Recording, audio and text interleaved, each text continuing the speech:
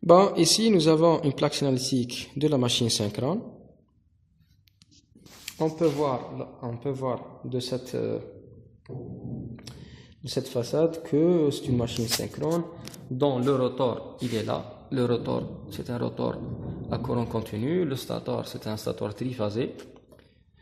Le rotor, c'est quoi? Le rotor, c'est un inducteur. Il va créer un champ magnétique. Le stator, c'est un induit. Il reçoit ce champ magnétique. Il va faire ce qu'on appelle, il va faire générer ou produire l'énergie via le stator envers une charge, par exemple, une charge, ça c'est une charge, ou bien envers le réseau, c'est-à-dire du générateur on génère le réseau. Le réseau dans ce cas-là, c'est un autotransformateur ou bien c'est une source alternative triphasée variable. Voilà. Et ça, c'est la turbine. La turbine, c'est une machine à courant continu. Dans ce cas-là, ça veut dire cette turbine-là, elle va entraîner la génératrice mécaniquement. Et puisque la génératrice, elle reçoit l'énergie mécanique, elle nous donne l'énergie électrique. À partir de la plaque signalétique, on peut savoir que c'est un générateur. Voilà. Tarwa, c'est le symbole alternatif et G. C'est-à-dire générateur ou bien alternateur triphasé. La référence est DL 2066 et nous avons tension et courant au niveau du couplage triangle et couplage étoile. Je vous ai dit qu'on a choisi 3,6 tout à l'heure comme ampérage pour la machine, c'est-à-dire on a fait couplage étoile pour la machine synchrone. Ça veut dire 380 correspond à 3,6. C'est-à-dire dans la machine asynchrone, on a choisi étoile et dans la machine synchrone aussi, on choisira le couplage étoile. Voilà, 220 volts, elle correspond à 6,3, un courant énorme pour delta, et 380, elle correspond à un courant petit, 3,6 pour l'étoile. 380 correspond à 3,6. Ça veut dire quoi? Ça veut dire en fait l'énergie qui est électrique, dans ce cas-là, c'est 2,4, c'est une énergie fournie. 2,4 quoi? kVA, c'est une puissance apparente. La puissance apparente, elle contient une partie active et une autre partie réactive. Dans le cas d'une charge résistive, comme ce cas-là, ça c'est une charge purement résistive, d'accord, qui a une puissance de 3,6, c'est-à-dire, au lieu de mettre les potentiomètres, les commutateurs, au lieu de faire par exemple 6 pour chaque phase, et c'est-à-dire 3,6 ici, pour la charge, elle demande 3,6. Et nous avons 2,4. Dans ce cas-là, on peut pas fournir 3,6. C'est-à-dire, on doit minimiser quoi? On doit minimiser tout simplement les commutateurs de la charge.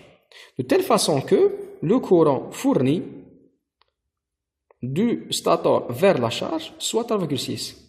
C'est-à-dire, s'il y a un appel de courant de la charge qui dépasse 3,6, 4 ou 5, ça c'est un danger pour la machine. Puisque la machine, elle ne peut pas fournir un courant qui est au-delà de ses valeurs nominales. C'est-à-dire, ici, peut-être, on va arriver à 5 ou à 4.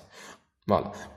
Dans ce cas-là, on ne pourra jamais faire deux phases de charge qui sont différentes à une. Ou bien une, par exemple, qui est différente par rapport à... C'est-à-dire, nous avons deux qui sont 4 commutateurs.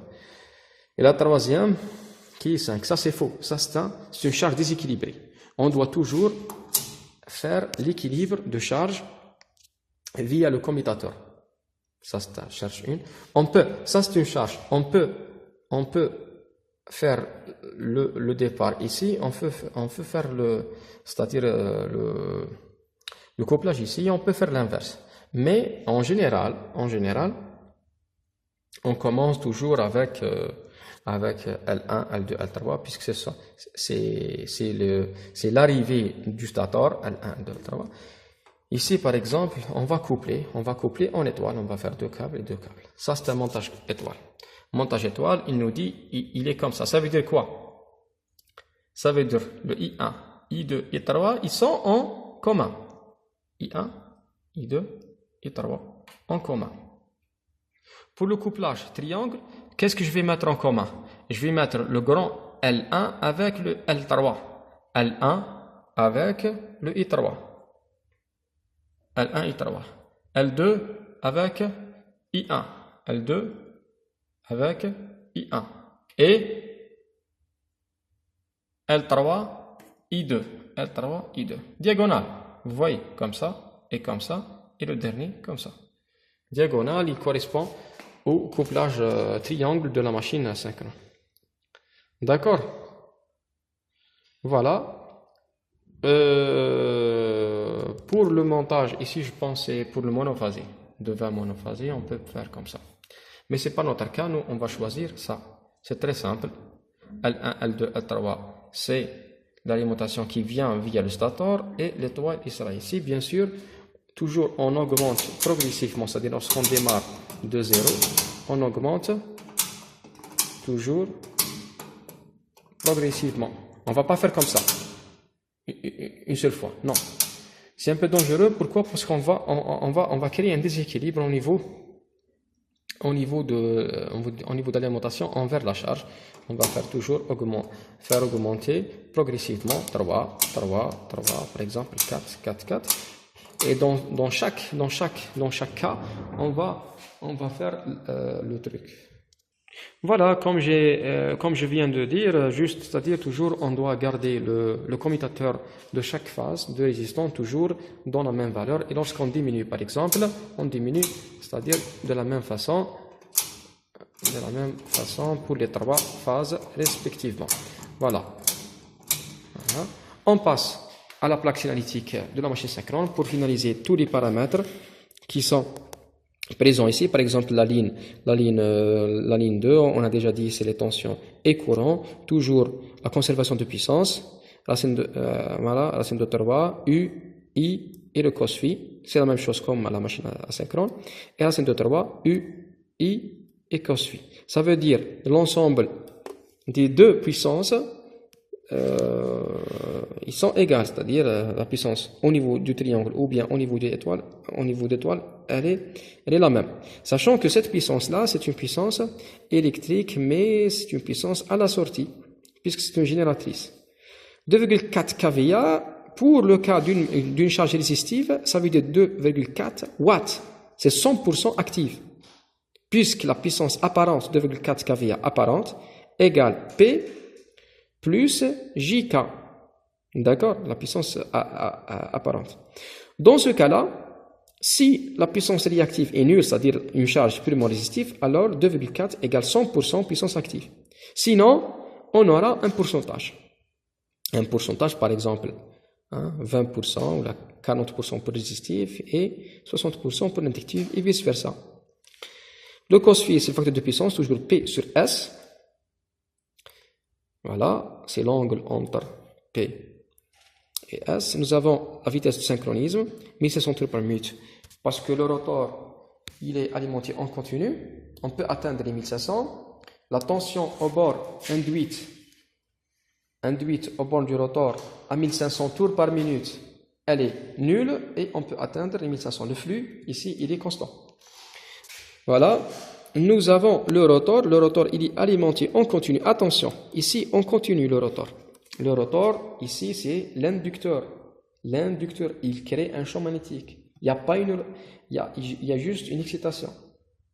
Le plus, par exemple, le rouge, la sortie, c'est par ici. D'accord? 120 tension DC et 0,7 comme courant. Vous voyez, un courant très faible. C'est juste pour créer un champ magnétique. C'est pas pour créer un couple, un moment de couple.